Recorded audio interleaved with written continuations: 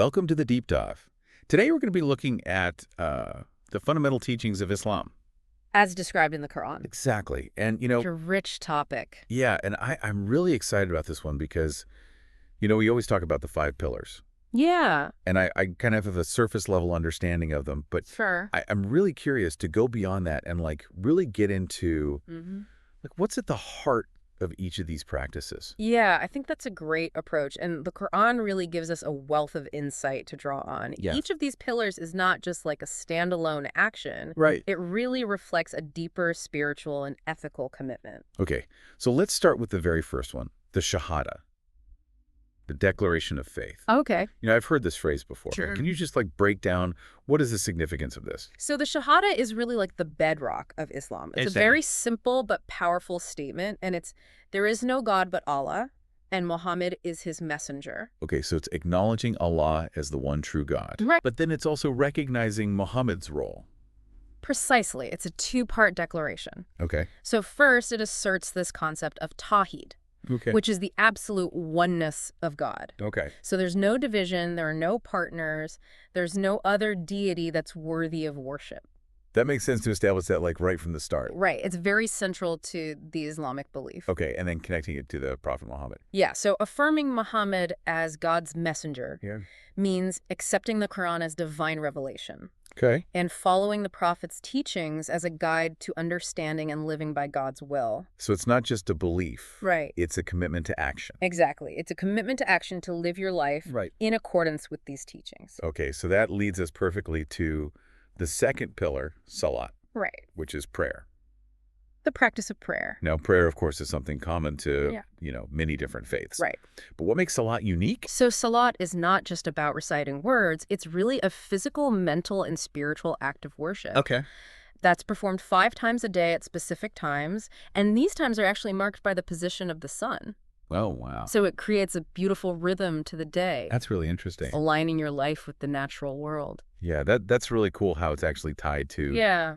the cycles of nature. Yeah. You And know? each prayer involves a sequence of movements and recitations, Okay. fostering humility and focus and allowing for these moments of deep connection with the divine throughout the day. 5 times a day is a serious commitment. It is a serious commitment. I can see how that would really cultivate a sense of constant awareness Absolutely. of one's relationship with God. Mm-hmm. Okay, so then that awareness kind of extends outwards then to the third pillar, Yeah. which is zakat, Right. charity. Yes. I know this is considered an obligation in Islam, but what's the deeper significance beyond just Sure. giving money? So zakat is more than just giving money. Yep. It's really about recognizing that everything we have is a gift from Allah Mm-hmm. and that we should share those blessings with others. Okay. It's really about the purification of wealth Okay. and fostering social responsibility. So it's ensuring that wealth is not just for personal gain, Right. but for the benefit of the community. Exactly. And the Quran actually specifies that 2.5% of one's wealth should be distributed annually. Wow. And it focuses on those who are in need. Okay. The poor travelers, Mm. those burdened by debt and others facing hardship. Right. So it's really about creating a more just and compassionate society. That's really interesting. It's a very practical way to Yeah. actually address social inequality. Absolutely. And it reinforces that sense of Right. shared responsibility Mhm. within the community. We are all interconnected and we have a duty to care for one another. Now, this spirit of self-discipline No. and empathy is also central to the fourth pillar. Yeah. Exactly. The practice of fasting during Ramadan. Fasting is something I've always found really interesting. Mm-hmm. I'll admit I haven't experienced it myself. Sure. But what is the purpose behind abstaining from food and drink during Ramadan? So Psalm is about much more than just physical deprivation. It's a time for intense spiritual reflection, self-discipline, and empathy for those who experience hunger on a regular basis. So you're saying by Yeah. experiencing that hunger ourselves. Yeah, you develop a deeper gratitude for your blessings Right. and a stronger connection with those who are less fortunate. So it's like cultivating empathy through physical experience. Exactly. It's not just thinking about it, but actually feeling a little bit Yeah, you feel a small echo of what they might go through. of what they might go through. And so it becomes this profound spiritual exercise Okay. that brings about this heightened sense of awareness and compassion. Yeah. That makes a lot of sense. And I see how that ties in with the concept of zakat as well. Uh, They're both about recognizing the needs of others and taking action to alleviate their suffering. And that same spirit of seeking deeper connection with God and understanding is embodied in the fifth and final pillar. Okay. Hajj, the pilgrimage to Mecca. Hajj is such a powerful image. You see these millions of Muslims gathered in Mecca, all wearing these simple white garments. Right. What's the significance of this journey? So Hajj is a once-in-a-lifetime obligation for every able-bodied Muslim who can afford it. Okay. And it's a journey of immense spiritual significance. Okay. It involves retracing the footsteps of Prophet Abraham and his family and performing a series of rituals in and around the holy city. So it's a physical journey, but clearly so much more than that. Right. What's the deeper meaning behind these rituals? So the rituals symbolize different aspects of submission to God and unity within the Muslim community. Okay. For example, circling the Kaaba, the cubical structure at the center of the Grand Mosque, represents the oneness of God and the unity of all believers. It's such a striking visual representation of those core beliefs, being surrounded by millions of people all united in their faith. It's an incredibly powerful experience. Yeah. It's a chance to shed those worldly distractions and focus purely on that spiritual journey, seeking forgiveness and strengthening one's connection to God. It sounds like a culmination of all the other pillars, faith, prayer, charity, self-discipline, all coming together in this profound act of devotion. You've grasped it beautifully. That's amazing. The 5 pillars create this tapestry of faith and action, guiding Muslims towards a life of meaning and purpose. I love that it's clear that each pillar really builds upon the last one. Yeah. Leading to a deeper understanding and experience of Islam. Exactly. And the Quran provides the foundation for all of this, offering guidance and inspiration for navigating the complexities of life. This has been so eye-opening. I'm glad. Just this exploration of the 5 pillars. Yeah. I can really see how these principles are woven into every aspect of a Muslim's life. Absolutely. But I am curious, the Quran was revealed centuries ago. Right. How do its teachings remain relevant in today's world? That's a question a lot of people grapple with. Yeah. But I think the beauty of the Quran's teachings is that they address timeless human concerns. Faith, morality, justice, compassion. Right. And while the world has changed dramatically, these core values remain essential.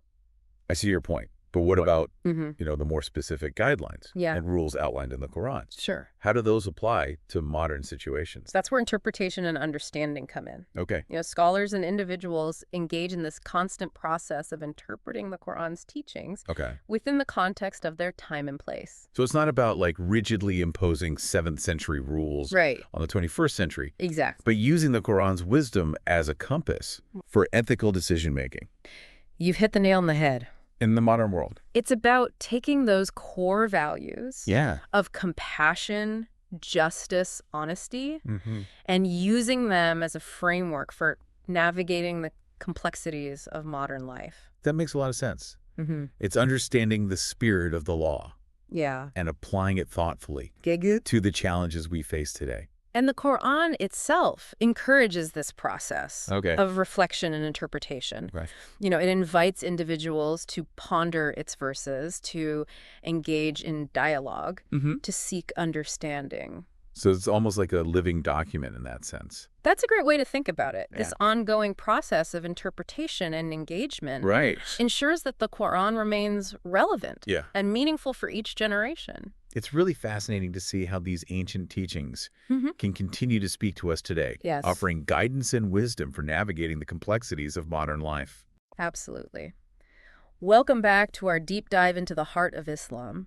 Before we kind of shift gears, I just want to reiterate that the Quran is much more than just a collection of rules and rituals. Right. It's really a guide for cultivating a virtuous character and living a life that's aligned with God's will. That's what I find so compelling about it. It's about shaping your inner self as much as your outward actions. Exactly. It's about striving to be a good person. Yes, and the Quran emphasizes specific virtues as pathways to this righteousness. Okay. Compassion, justice, honesty, to name a few.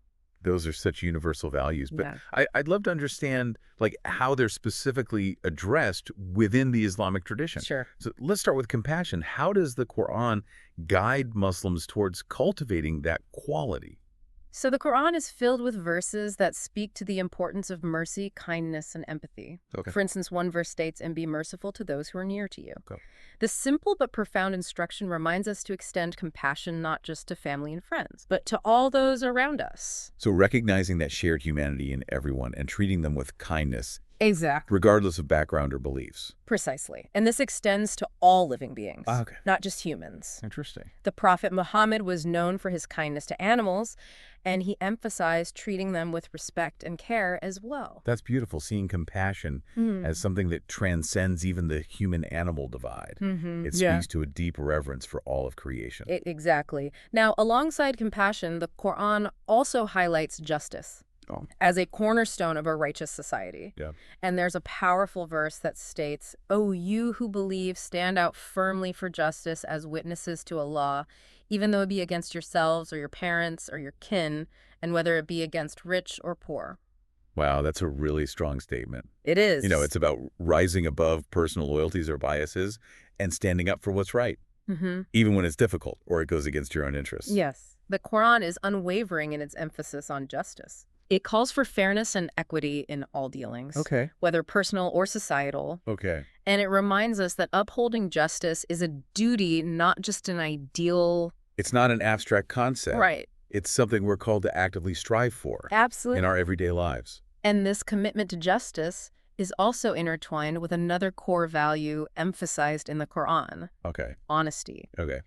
The Quran condemns deceitfulness and hypocrisy, Right. and it urges Muslims to be truthful in their words and actions. Okay. There's a verse that beautifully encapsulates this. Okay. "O you who believe, be afraid of Allah and be with those who are true in words and deeds." Honesty, you know, it's such a foundational value. It seems to transcend cultures and religions. It does. It's about building trust and creating a society where people can rely on each other. Exactly. In Islam, honesty is seen as not just a personal virtue, Right. but as something that directly impacts the well-being of the entire community. Okay. It creates that foundation of trust and integrity, allowing for cooperation and mutual respect.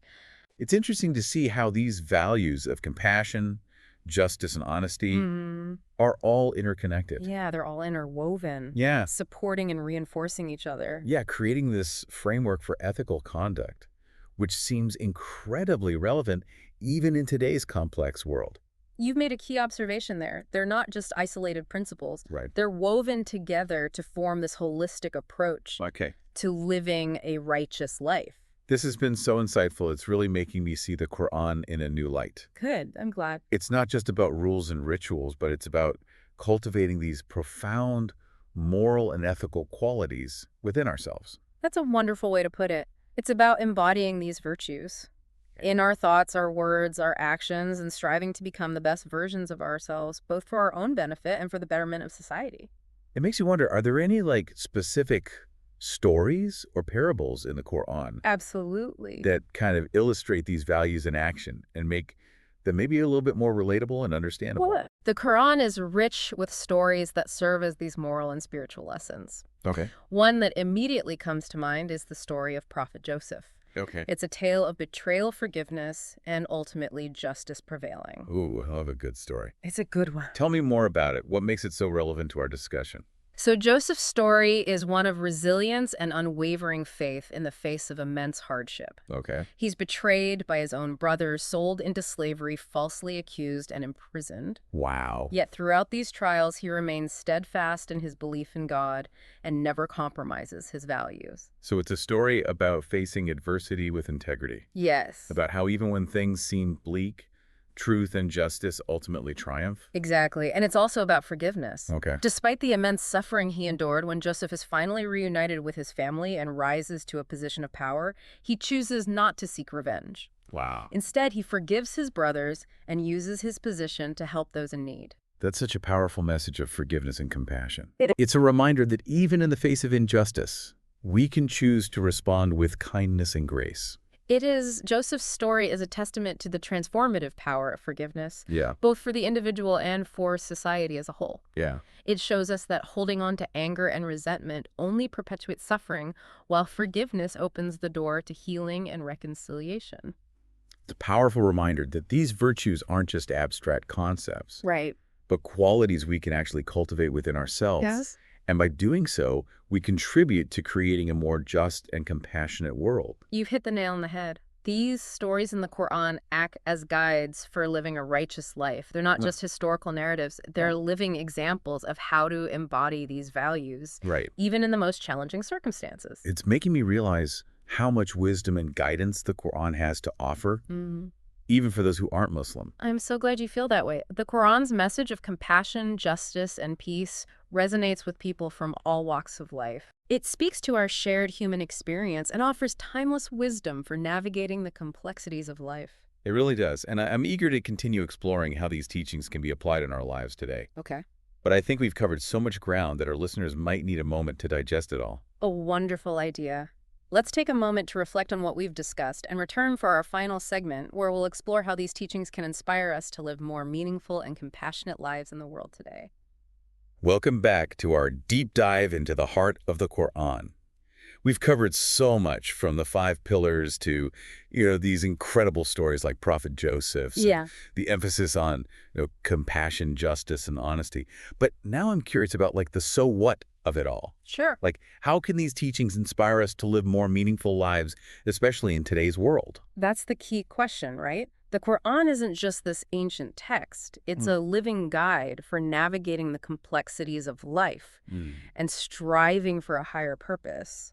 I love that idea that these teachings can offer timeless wisdom and practical guidance, even for, those who may not be Muslim. Absolutely. But how do we bridge that gap between these ancient principles and the very modern challenges we face today? Well, one of the most powerful concepts the Quran emphasizes is personal responsibility. Okay. It reminds us that we are accountable for our choices, both big and small. Okay. And that our actions have consequences not just for ourselves, but for others as well. So it's not just about blindly following rules. It's about developing a deep sense of awareness and intentionality. Yeah, exactly. We're called to make conscious choices and consider the impact of our actions. And that ties in with, this striving for excellence. Absolutely. In all that we do. The Quran encourages us to approach our work, our relationships, and even our personal growth with this dedication and integrity. I love that it's not about settling for mediocrity. It's about putting your heart and soul into everything that you do. Right. And pursuing our goals with this sense of purpose and commitment to doing our best. But it's not just about, worldly success. Right. Yeah. The Quran reminds us that true fulfillment comes from seeking knowledge, cultivating compassion, and contributing to the well-being of our communities. So finding that balance between personal growth and service to others. Absolutely, recognizing that we are not isolated individuals, right? But part of something larger. Yeah. Interconnected with all of creation. And that brings us to one of the most profound and I think timely teachings of the Quran, which is, this message of unity and compassion in a world that often feels very divided and disconnected. It's that reminder that we're all part of one human family created by the same God. Right. And that we have a responsibility to care for one another. Regardless of our differences. In today's world, with so much polarization and conflict, yes, that message feels so urgent. It does. It's that call to look beyond our differences, to recognize that shared humanity, and to work together to build a more just and peaceful world. Exactly. And the Quran provides these concrete ways to put this into practice. Okay. It emphasizes the importance of dialogue and understanding across cultures and faiths, encouraging us to engage with those who hold different views with respect and openness. It's not about forcing our beliefs on others, but about listening with empathy, seeking common ground. Exactly. And building bridges of understanding, even when we disagree. Recognizing the inherent dignity in every human being and treating each other with kindness and respect, regardless of our differences in beliefs, backgrounds, or experiences. This has been so transformative for me. Oh, good. I'm so glad. This deep dive, it's challenged my assumptions, it's expanded my understanding. Yeah. And I just feel really inspired by it. Good. It's the Quran can really provide a roadmap for living a more meaningful and ethical life, grounded in compassion, justice, and a deep connection to something greater than ourselves. A beautiful way to put it. It really is a testament to the enduring power of the Qur'an's message. Yeah. Its ability to speak across centuries and cultures, offering wisdom and guidance for all who seek it. And for our listeners who have joined us on this journey, we encourage you to continue exploring this wisdom of the Quran and reflect on how its teachings can enrich your own lives and inspire you to make a positive difference in the world. Maybe this deep dive has, ignited a spark of curiosity within you, prompting you to seek further knowledge or engage in meaningful dialogue with those from different backgrounds. Yeah. Whatever path you choose, we hope this journey has left you with a renewed sense of hope, inspiration, and a commitment to building a more compassionate and just world for all. Beautifully said. And until our next deep dive, keep seeking knowledge, keep asking questions, and keep striving to make the world